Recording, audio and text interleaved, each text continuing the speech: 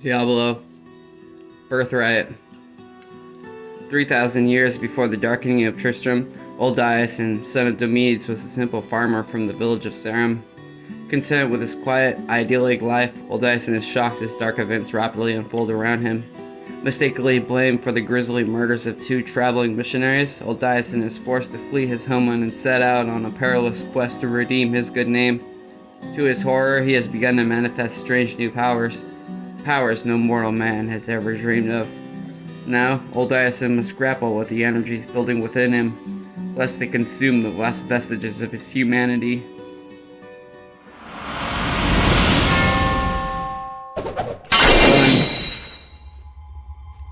The shadow fell across old Diason while Diam's table, enveloping not only much of it, but also his hand and his as of yet undrunk ale.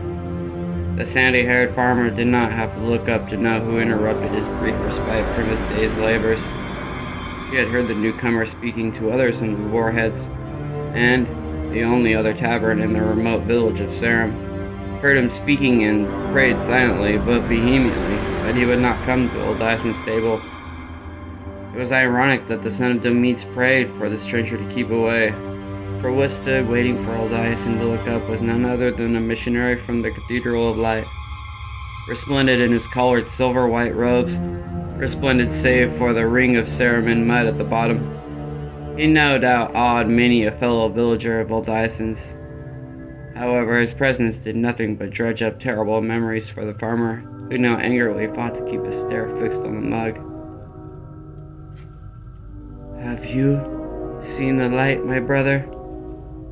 the figure finally asked, when it was clear that his potential covert planned to continue to ignore him. "Has the word of the great prophet touched your soul?"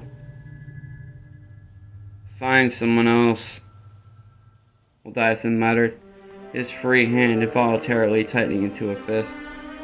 He finally took a gulp of his ale, hoping that his remark would end the unwanted conversation. However, the missionary was not to be put off. Setting a hand on the farmer's forearm, and thereby keeping the ale from again touching old Dyson's lips, the pale young man said, "If not for yourself alone, think of your loved ones. Would you forsake their souls as..." Yeah! The farmer roared, his face red with a rage no longer held in check. In a single motion, old Dyson leapt up and seized the startled missionary by the collar. As the table tipped over, the ale fell and splattered on the planked floor, unnoticed by its former drinker. Around the room, other patrons, including a few rare travelers passing through, eyed the confrontation with concern and interest, and from experience chose to keep out of it. Some of the locals, who knew the son of Domedes well, shook their heads or muttered to one another at the newcomer's poor choice of subjects.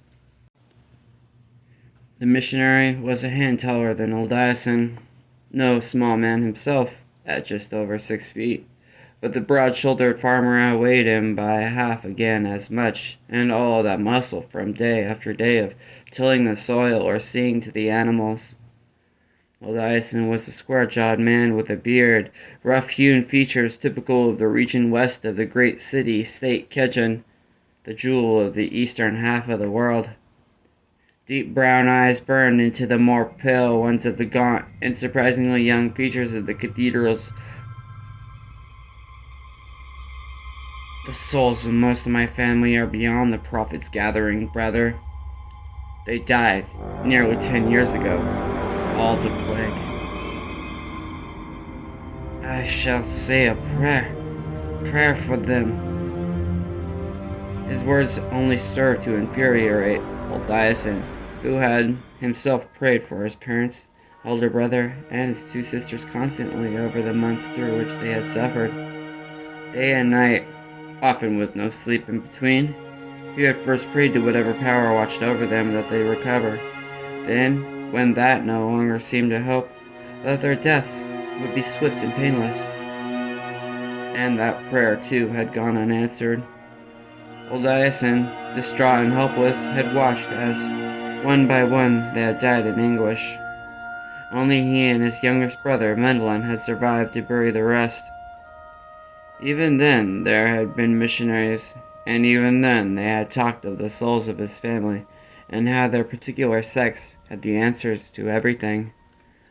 To a one, they had promised old Dyson that, if he followed their particular path, he would find peace over his loved one's losses.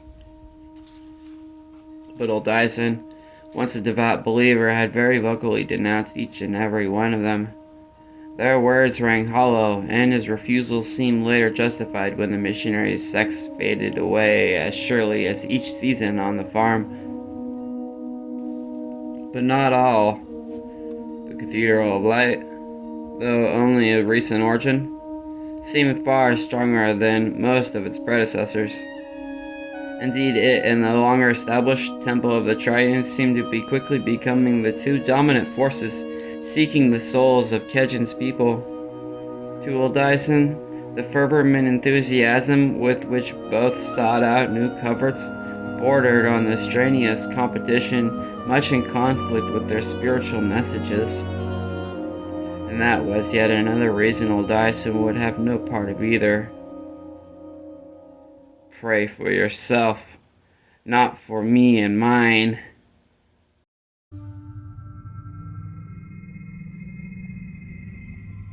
He growled. The missionary's eyes bulged as old Dyson easily hefted him by the collar off the floor.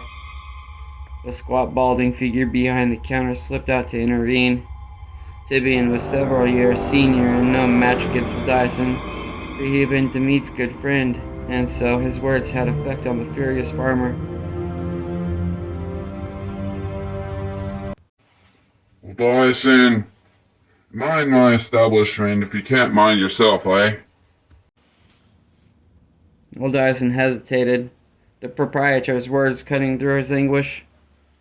His gaze swept from the pale face before him to Tibion's round one, then back again. A frustrated scowl still on his face, he let the figure in his grip drop in an undignified heap on the floor. Old Dyson.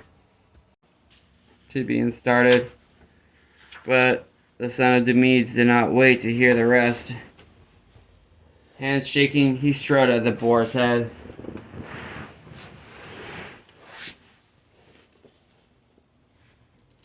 His heavy, worn leather boots clattering hard on the well-trod planks. Outside, the air was crisp, which helped soothe old Dyson some. Almost immediately, he began to regret his actions within. Not the reasons for them, but that he acted so before many of those who knew him, and not for the first time. Still, the presence of the cathedral's acolyte and serum grated on his heart. Old Dyson was now a man who only believed in what his eyes showed him, and what his hands could touch. He could see the changes in the sky, and so could tell when needed to rush his work in the field, or whether time enough remained to complete his task at a more moderate pace. The crops his work brought forth from the soil fed him and others. These were things he could trust, not the muttered praying of clerics and missionaries that had done nothing for his family but give them false hope. Serum was a village of some 200 folk, small by many standards, of reasonable size by others. Old Dyson could have paced its length in as many breaths, if that much. His farm lay 2 miles to the north of Serum. Once a week, old Dyson went into the village to get what supplies he needed, always allowing himself the short break for food and drink at the tavern. His meal he had eaten and his ale was lost, which left only his task to complete before he departed again.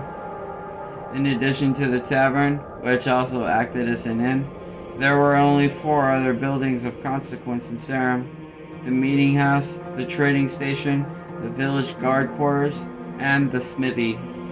All shared the same general design as the rest of the structures of Serum, with the roofs pointed and thatched, and the bodies wooden planks over a frame whose base was built of several layers of stone and clay, as was typical in most areas under the influence of Kejin. The windows of each were arched sharply at the top, and always numbered 3 on each side. In truth, from a distance, it was impossible to tell one building from another. Mud caked his boots as he walked. Sarum, too bravocal to have paved streets or even stone ones. There was a small dry path to the opposite side from where old Dyson trod, but at the moment he had no patience for it, and besides, as a farmer, he was used to being one with the soil. At the eastern edge of Sarum, and thus nearest to Ketchin, stood the trading station. The trading station was, other than the tavern, the busiest of places in Sarum. Here it was that locals brought in their goods to trade for other necessities or even sell to passing merchants. When there were new items in stock, a blue banner would be raised by the doorway up front. And as he approached, old Dyson saw Cyrus's night trust daughter, Serathina, doing just that. Cyrus and his family had run the trading station for 4 generations, and were among the most prominent of families in the village.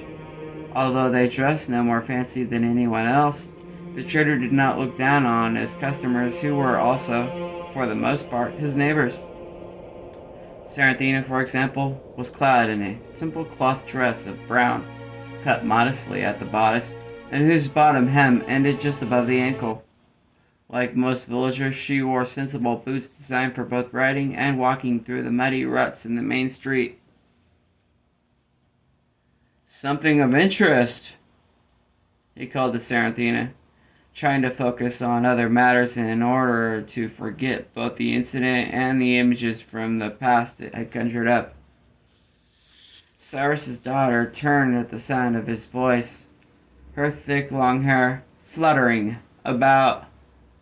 With her bright blue eyes, ivory skin, and naturally red lips, old Dyson felt certain that all she needed was a proper gown to allow her to compete with the best of the blue-blood females in Ketchin itself. The unadorned dress did not hide her curves, nor did it detract in any way from the graceful manner in which she somehow moved regardless of the terrain. Well, Dyson, have you been here all day? There was that in her tone that all but made the farmer grimace. To him, she was nearly one of the sisters that he had lost. However, to her, old Dyson evidently seen much more. She had turned on the attentions of younger and more affluent farmers than him, not to mention the flirtations of several visiting merchants. The only other man in whom she showed any interest was Chilios, old Dyson's good friend, and the best hunter in Sarum, but whether that was because his ties to the farmer it was difficult to say. "I arrived just past the first hour of the day," he replied as he neared. He caught glimpses of at least 3 wagons behind Cyrus's establishment. "A fair-sized caravan for Sarum. What goes on?" She finished hoisting up the banner and then tethered the rope. Gazing over her shoulder at the wagon, Serathina said, They got lost, actually. They were bound for passage through Tolsom. Tolsom was the next nearest habitation, a town at least 5 times as great as Sarum. It was also more on the route from Ketchin proper to the sea, where the master ports were. Old Dyson grunted. "Handler must be in novice." Well, whatever the cause, they decided to trade some. Father's trying to hide his excitement. They've got some beautiful things, old Dyson. To the son of Demid's, beautiful things generally consisted of strong, sturdy tools, or a newborn calf that had its health. He started to speak, then noticed someone walking by the wagons. She was dressed akin to a noble of one of the houses that sought to fill the gap of leadership caused by the recent infighting between the ruling mage clans. Her lush golden hair was bound up behind her head with a silver band, allowing full view of the regal ivory face. glittering green eyes surveyed her surroundings. Slim, perfect lips parted as the woman, the shoulders of her flowing emerald gown, covered by a fur, viewed the landscape to the east of Sarum. The bodice of the gown was cinched tight, and although her clothing was of the epitome of the ruling castes, it left no doubt that she was very much female. Just as the arresting figure began to glance in Old-Dyson's direction, Saranthina abruptly took him by the arm. You should come inside and see for yourself, Old-Dyson. As she steered him toward the twin wooden doors, the farmer took a quick look back, but of the noblewoman he saw no sign. He had not known himself to be incapable of such elaborate fancies. Old-Dyson would have almost believed her to be a product of his imagination. Saranthina all but pulled him inside, Cyrus's daughter shutting the doors behind them particularly hard. Inside, her father glanced up from a conversation with a cowled merchant. The two older men appeared to be haggling over a bundle of what the farmer thought rather luxurious purple cloth.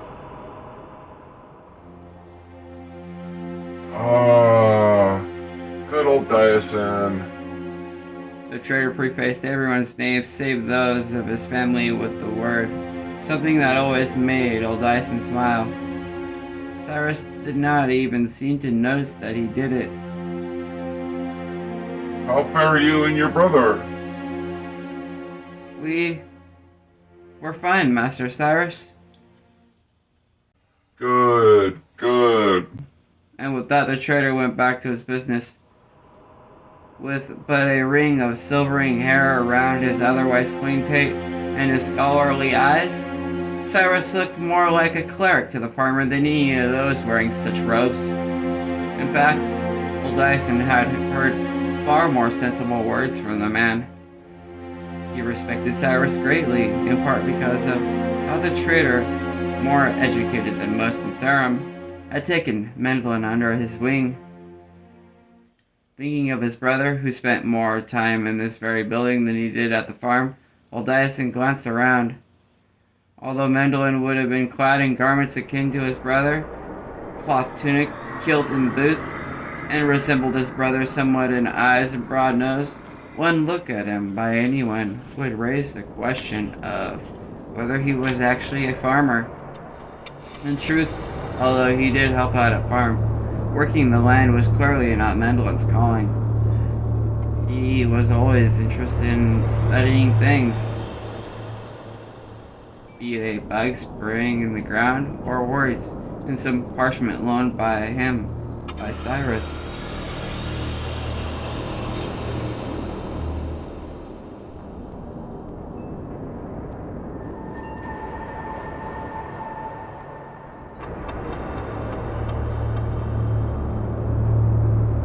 Old Dyson could write and read too, and was proud of that achievement. But he saw only the practical aspects of such a thing. There were times when pacts had to be made that required writing things down and then making certain that they said they were doing what they were supposed to. That the older brother understood. He did not see his brother, who had this time ridden in with him. Something else caused attention. A sight that brought him back fully and painfully the memory of what happened in the boar's head. At first glimpse he thought the figure a companion of the missionary he had accosted, but then, as the young woman turned more in his direction, the farmer saw that she wore an entirely different set of robes. These were of a deep azure and had upon the breast a golden, stylized ram with great curled horns. Below the ram was an iridescent triangle, whose tip jutted up just below the animal's hoofs. Her hair had been shorn to shoulder length, and the face that the tresses framed was round, full of youth, and highly attractive. Yet there was, in old Dyson's mind, something missing that removed for him any desire for her. It was as if she was an empty shell, not a whole person. He had seen her like before, zealous, an absolute believer in her faith. He'd also seen the robes before, and the fact that she was alone made him suddenly eye the room with dread. They never traveled alone, always in threes, one for each of their order. Seraphina was trying to show him some feminine bauble, but old Dyson heard only her voice, not her words. He considered trying to back out of the chamber. Then another figure joined the first. This one a middle-aged man of strong bearing and patrician features who, with his cleft chin and strong brow, would have appealed to the fairer sex as much as the girl would have to the males. He wore a tight-collared golden robe that also bore the triangle, but this time above it was a green leaf. The third of their band was nowhere to be seen, but old Dyson knew that he or she could not be far away. The servants of the Temple of the Triune did not stay separated long. While a missionary from the cathedral often worked alone, the Triune's acolytes acted in concert with one another. They preached the way of the three, the guiding spirits, Bala, Dialon, and Mephis, who supposedly watched over the mortal like loving parents or kindly teachers. Dialon was the spirit of determination, hence the stubborn ram. Bala stood for creation, represented by the leaf. Mephis, whose servant was missing, was love. The acolytes of that order bore upon their breasts a red circle, the common Kejin emblem for the heart. Having heard the preachings of all three orders before and not wanting to risk a repeat of the debacle in the tavern, old Dyson tried to shift into the shadows. Seraphina had finally realized that old Dyson no longer listened to her.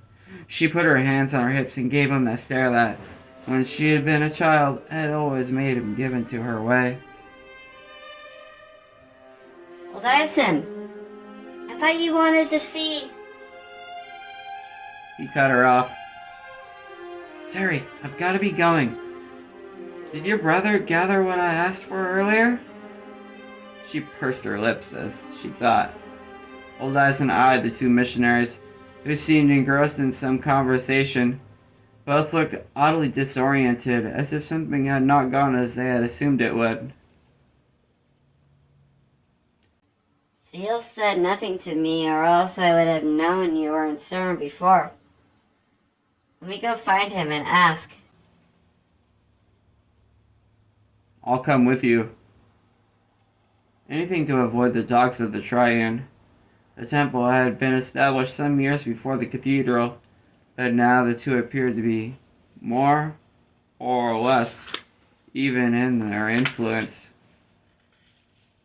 It was said that the High Magistrate of Ketchen was now a covert of the former, while the Lord General of Ketchen Guard was rumored to be a member of the latter. The disarray within the mage clans, often bordering on war of late, they turned many to the comfort of one message or another. But before Seraphina could lead them into the back, Cyrus called for his daughter. Sari! She gave old Dyson an apologetic look. Come here, lass. Sari! Wait here. I won't be long. I'll go look for Theo myself, he suggested. Seraphina must have caught his quick glance at the missionaries, her expression growing reproving. Well, Dyson, not again. Sari. Well, Dyson, those people are messengers of holy orders. They mean you no harm. If you would just open yourself up to hearing them. I'm not suggesting that you join one or the other, but the messages both preach are worthy of your attention. She had reprimanded him like this before, just after he had stood up in the tavern after the last visit by missionaries from the Triune, and gone on at a length about how the lack of any of their ilk in the lives of the common folk Did the acolytes offer to help shear the sheep or bring in the crops? Did they help wash the mud-soaked clothes or lend their hands fixing the fences? No. Old Dyson had pointed that out then. He had on other occasions that all they came to do was whisper in the ears of people that their sect was better than the other sect. This to people who barely understood the concept of angels and demons, much less believed in them. They can say all the pretty words they want, Sarah, but all I see in them is contesting against one another, with how many fools they can brand as their own, as what decides the winner. Serathina! Cyrus called again. Come here, lass! Father needs me. She said with a rueful look. I'll be right back. Please, old Dyson, behave yourself. Farmer watched her hurry off and tried to fix his attention on some of the items for sale or barter in the station. There were tools of all sorts that could be useful on the farm, including hoes, shovels, and a variety of hammers. Old Dyson ran his finger over the edge of a new iron sickle. The craftsmanship was the best available in a place such as Sarum, although he had heard in some estate farms near Kedgen proper a few lords had their workers wielding ones tipped with steel. Such a concept had far more impact on old Dyson than any words concerning spirits or souls. And someone quickly strode past him. Heading into the back, he had a glimpse of golden hair bound up and a hint of a smile that the scent of the meat could have sworn was directed toward him. Without at first realizing, old Dyson followed. The noblewoman vanished through the back door as if the station were her own home. He slipped through a moment later, and at first saw no sign of her. What he did see was that his wagon was indeed full. There was no sign of fuel, but that was not uncommon. Serathina's eldest brother was likely assisting with some other labor. Having already dealt with the matter of payment, old Dyson headed toward the wagon. However, as he neared, he suddenly saw a flash of green by the horse. It was her. The noblewoman stood on the other side of the animal, murmuring something to it, while she caressed the muzzle with her one slender hand. Old Dyson's horse appeared mesmerized by her, standing as motionless as a statue. The old male was an ornery beast, and only those who knew him well could approach him without the danger of a bite. That this woman could do so spoke volumes about her to the farmer. She noticed him in turn. A smile lit up her face. To old Dyson, her eyes seemed to glow.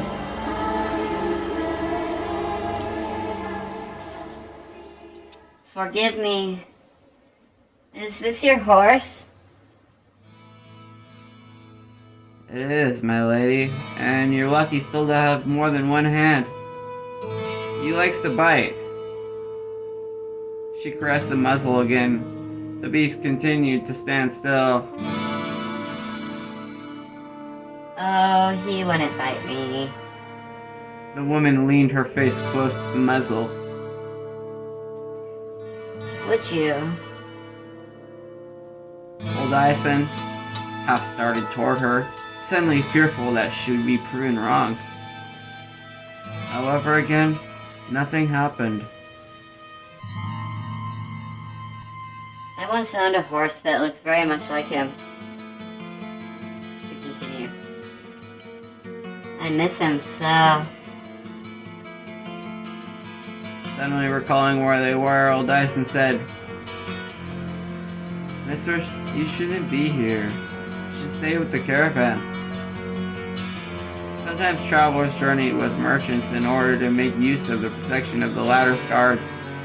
Old Dyson could only assume that this was the case with her, although so far it seemed that she was without any escort. Even with the protection of the caravan, a young woman traveling alone risked danger. You don't want to be left behind. But I'm not going with the caravan. The noble woman murmured. I'm not going anywhere at all. He could not believe that he had heard her correctly. My lady, you must be joking. There's nothing for you in a place like Sarum.